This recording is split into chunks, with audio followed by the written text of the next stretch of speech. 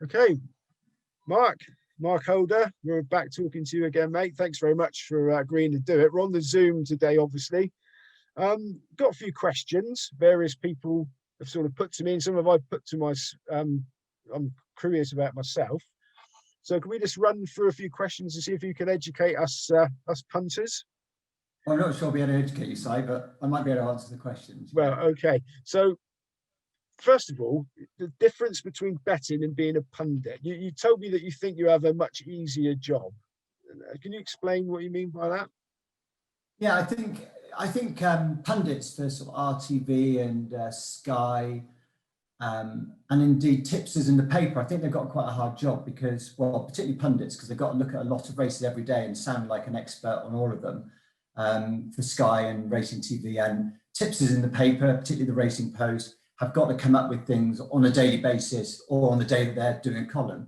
And I think, my job's a little bit easier because I don't have to come up with something on a daily basis. I don't have to sound intelligent about a lot of things.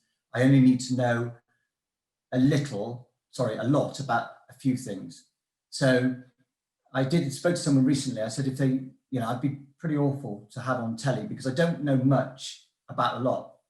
So I tend to concentrate on a very small number of races that I know a lot about. And I think the punter probably has an advantage that they can narrow it down and just look at specific races that they think they might have an edge in. But the pundits who, I think they come in for a lot of abuse, having looked at Twitter and other forums.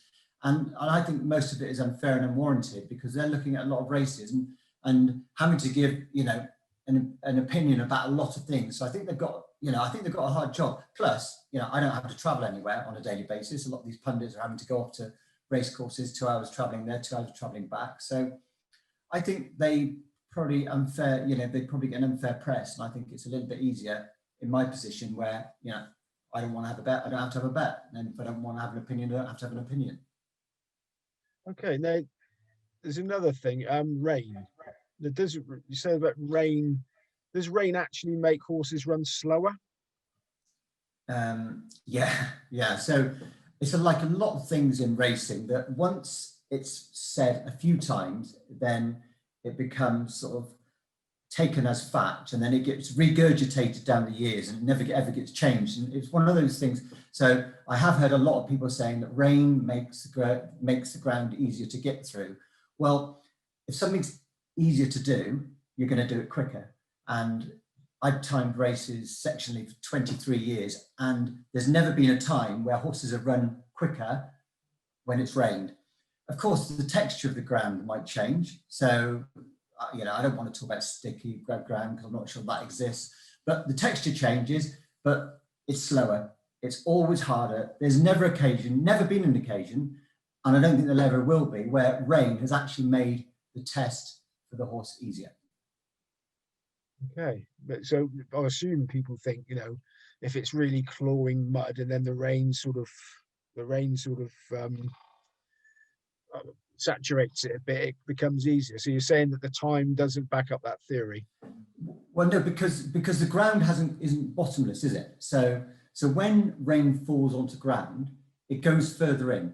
Okay, so it doesn't it's not like a bowl where it goes in, and if you pour milk on your porridge, then once it's hit the bottom of the base of the bowl, it can only come back up to the top. So if you put your spoon through porridge after putting milk on it, obviously the spoon goes through the milk easier. Sorry, it goes through the porridge easier. With rain, it seeps further down into the ground. So what happens when a horse puts his hoof into the ground, when it's rained, he puts it further in. So it's more effort to pull it out.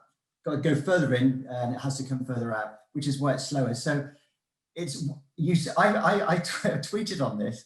I wrote a letter to the Racing Post a few months ago, and I thought that'd be the end of it.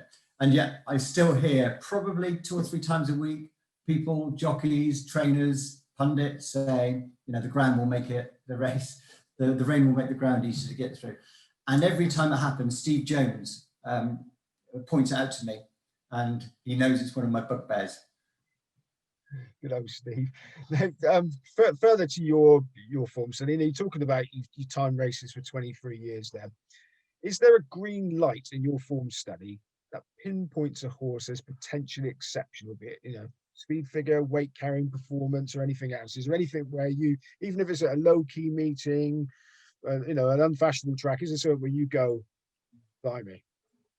Yeah, you do get that. Because most of what I do is based on sectional times, which enables me to compare races run on a day, and I'm only dealing in hurdle races. So you can compare, I can compare 2 mile hurdle races, 2 mile 4, 2 mile 3, and occasionally you'll see something out of the ordinary.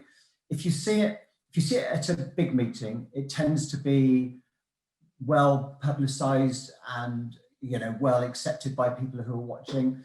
Therefore, there's no real edge. But occasionally you see it at a minor meeting, which might give you an edge. But again, probably I'd say, Si, that 95% of the good performances that we see, or that I see, are seen by everybody else. There is no edge for me in that at all. The only edge I'm going to get is by seeing things that other people don't see. And the only way I can actually get that edge is by spending lots of time looking for things that other people don't see. And you tend not to get that at the front of the race. You tend to get it further back. And I'm not talking about horses that have been held up and run on to finish a never near a 6. I'm talking about a horse that might have been well beaten in 8s, having been prominent, but there will be something that I've seen which will perhaps suggest he's capable of slightly better. And I'm not talking about anything untoward, that he's been a non-trier, but he might have jumped right on a left-handed track, he might have jumped left on a right-handed track, he might not have jumped particularly well, he might have travelled supremely well on a stiff track and faded over the last couple of furlongs, and you think on a flatter track he might be suited by it.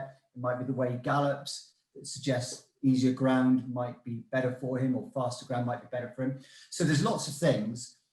So you think about the mass media want to look at great performances, but then for somebody who's got to make their betting pay, they're not a big advantage. Great performances aren't a great advantage for me. You know, I mean, if I see I want people to talk about a great performance that I don't believe is as great as it's perceived to be, because then perhaps I'll have an advantage in opposing that horse in the future. Okay, now Cheltenham. No, we're not going to date this by saying when we're talking about this, but now people are talking about Cheltenham as they've been talking about it for the last 6 months, really. Is there a course that you consider to be the best comparison to Cheltenham as far as form translating goes? In one word, no. I don't really think about it. I mean, Cheltenham is obviously undulating. The old course is tighter than excuse me, than the new course. I don't think there's a particular track that I would say transfers well, but I would always be cautious about horses that do say well at Kempton and look impressive at Kempton, which is obviously which is flat, right-handed, pretty much different to Cheltenham that's undulating left-handed. So I think rather than looking at horses that have acted on a particular track and you think, well, they'll definitely do it at Cheltenham, I'd be more looking at horses that have put up really good performances on tracks that are very different from Cheltenham, that may or may not be able to reproduce that form at Cheltenham. Again, I don't come in for hard and fast rules that you can just say, you know, horses that win at Kempton will never win at Cheltenham. What you're looking for is performances that might be overrated. Okay, now the other thing that you see on the run up to Cheltenham is the festival superstars that go off racing against greatly inferior rivals, going off at long odds on, and they win a distance and the makers shorten the price. Is there really anything to be gained or learned from those sort of races as a punter? No, well, I think every time you see a horse run, you've got you might be able to learn something, but probably not a great deal. If a horse starts at 1 to 5 and hammers a field, you learn that it's still got a leg at each corner, and apart from that, probably not a huge amount to be learned.